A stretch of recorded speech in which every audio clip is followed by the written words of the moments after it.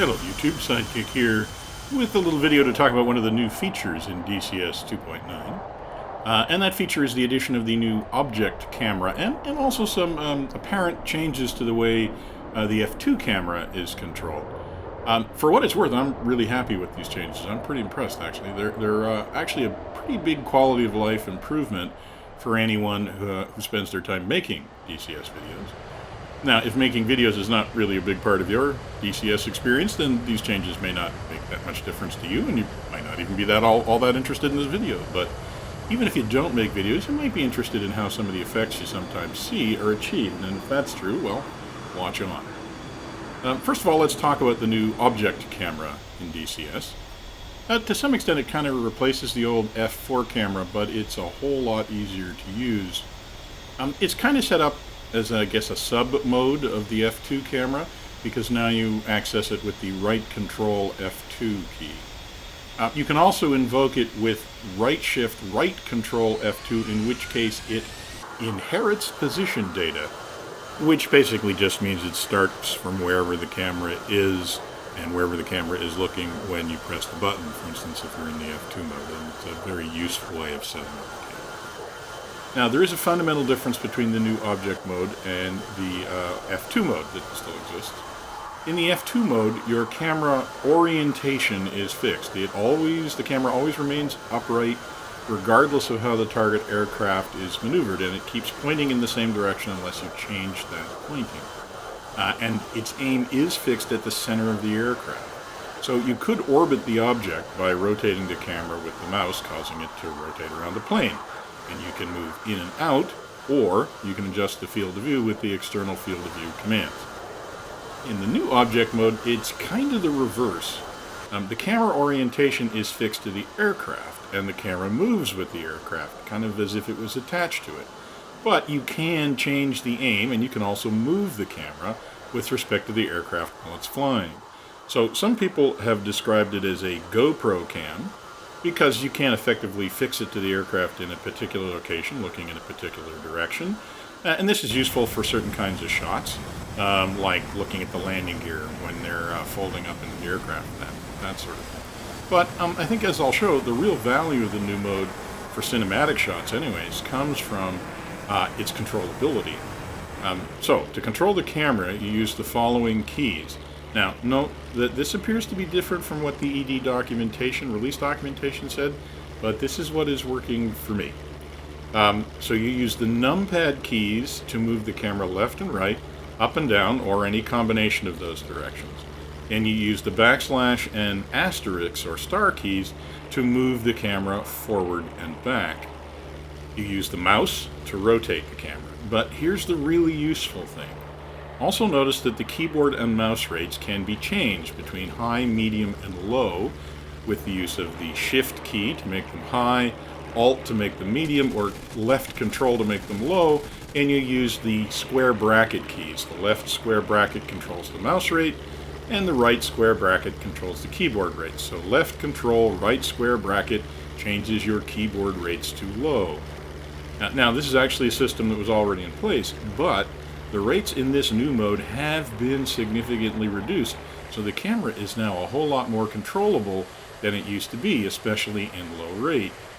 So, and this is particularly true if you bind all of these commands or keys to a controller or a joystick. For instance, I use an Xbox controller, and I have it bound so that I can use both the mouse and the key inputs. Now that took a bit of doing and required the use of the Steam controller setup. I'm not going to go into it right now, but let me know if you want to know more about that. I can make another video about how to set that up. At any rate, though, with these commands, including the rate change commands now bound to the sticks or button pads or bumpers on the game controller, with the rates as they are now set, it is suddenly now possible to get some really interesting cinematic effects if you set things up right. So let's take a look at some. First of all, there is the simple, what I would call the orbit shot, which just means revolving around the aircraft as it flies. Now, you've always been able to do this in F2 mode, but it was always like sitting on a merry-go-round because the key or mouse rates were pretty high, but even in low mode. But with the new hyper-slow mouse mode, along with the controller binding, it's now possible to get some much more cinematic effects where the rotation speed is much more controlled. And if you bind the command to a joystick, you can also vary the rotation rate because it's analog, and you can also vary the axis of rotation by moving the joystick around, which can result in some really nice shots. But now, because you can also move the camera, as well as rotating it, you can manage an even more cinematic effect that I'm going to call the drone orbit shot. And that's because this is a classic shot that's used by drone camera operators. This is where the camera moves in one direction and rotates in the opposite direction. So if the two rates are perfectly matched, this looks like an orbit shot. But if you vary the rate slightly, the point of rotation moves around in the frame, which results in a much more interesting effect as the subject not only rotates, but moves, and the point of view kind of changes. In fact, you have so much control now that you can keep the drone orbit shot going for an insane length of time, and it still stays kind of interesting, at least it does to me. Take a look at this shot.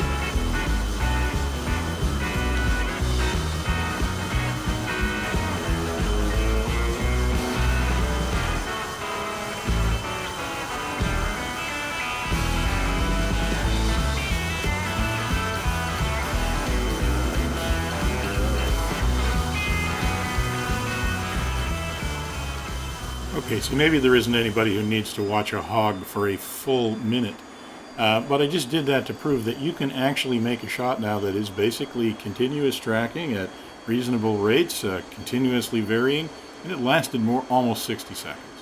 Which, if nothing else, means that there's lots of parts of that clip that are available to insert in a video. So I think this is a really important functionality for people who are trying to make cinematic style videos. So you can also get some other kinds of shots that I'd say are sort of typical of drone camera footage. So I kind of think of this new mode as kind of the drone camera mode. But anyways, for instance, because you can move the camera up and down, you can position it well above the target and then aim down and orbit the subject from above. And this is a classic piece of drone footage. And then, of course, if you want to get really cinematic, you can tilt the camera up and look at the rising sun as you pull away from it.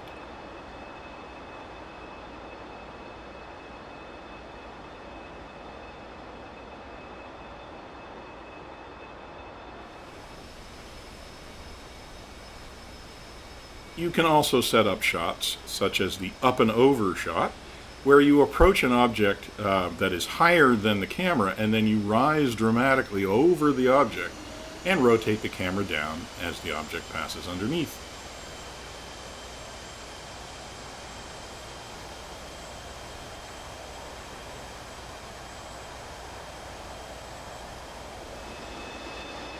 You can also do what I call the up and back or bye-bye shot, where you fly up and away from the subject. This is a classic closing drone shot for things like wedding videos and things where the subjects wave goodbye to the drone as it flies away.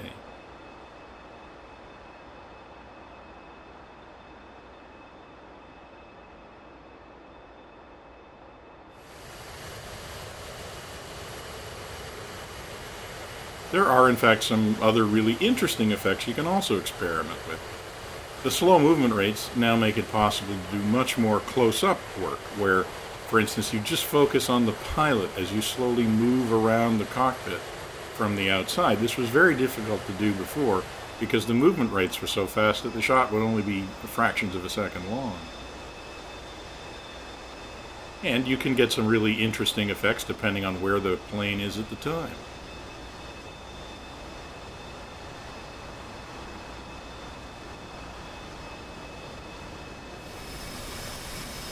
This precision movement also allows you to position the camera in what I'd call an over-the-shoulder position, actually inside the cockpit, because you can move the camera pretty precisely in hyper-slow mode. And so you can actually sort of look over the pilot's shoulder. Again, this is pretty interesting when you use it, when catapulting from a carrier.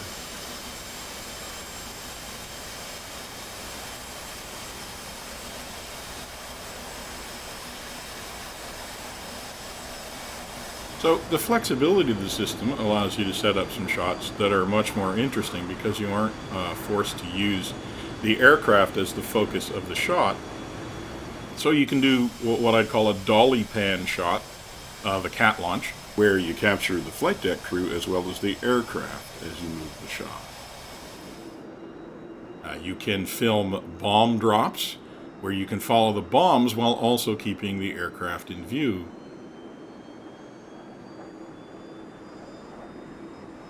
That little clip of the A4, by the way, uses one of the new DCS color schemes. I think that was teal and orange 3, by the way. Another one shot of the A10. Again, a nice long orbiting shot as it pulls away from the target. Now, all of these shots could be accomplished before, but they were a lot harder to do. Another one that just got a lot easier is what I would call the break or wing over shot, where one aircraft flies at the camera and then does a wing over across the field of view as it dives away. Now before, you had to do this with the free camera, the F11 mode, which involved flying backwards very precisely and timing the shot very carefully. Again, it could be done, but it was pretty tough to learn how to do. Now, all you have to do to capture that shot is to have a lead aircraft that flies in formation with the target. You can make the camera aircraft the lead. You position the camera behind the lead, but point it aft, so it doesn't look at the lead aircraft, it looks at the wingman. And then if you have the wingman execute the brake, the camera will keep traveling forward and stay pointed in one direction while the wingman does the wing over across the frame. Nice. So all in all, I am really impressed with this new object camera. I think it's a great stride forward, and I think with a little practice it's relatively easy to use, and you can generate some really, really interesting shots. If there's a bone I have to pick, it's actually not so much the object camera, but with the free camera. Because we have had the free camera for a long time, and it has essentially the same controls available as the object camera does, except they're bound to different commands, and the keyboard and mouse rates are maybe triple, maybe even more than that than they are in the object camera, or in fact as they are in the super carrier camera. So if we could get the free camera synchronized with the object camera, where it used exactly the same key bindings to accomplish the same things, so if you wanted to use a controller, you would be able to control all cameras the same way, and if the rates were exactly the same so that you could move all of the cameras in exactly the same fashion, then I think we'd have a camera suite in DCS that's about as good as it's going to get. So, I'm hoping that maybe as 2.9 evolves, maybe we'll get the free camera sort of synced up with the object camera using essentially the same scheme, and then there really are going to be lots of ways of making some really interesting and impressive cinematic videos. So that's the one thing I'm hoping for. So I hope you've enjoyed this video. If you want to know a little bit more about the techniques involved in creating those shots, I am happy to make some more videos about using the cameras. I'm just not sure how interested everybody is in knowing about those things. But if you'd like to know more, please let me know on my Discord channel, or by all means leave a comment to this video. And for now, this is going to be Sidekick, signing off.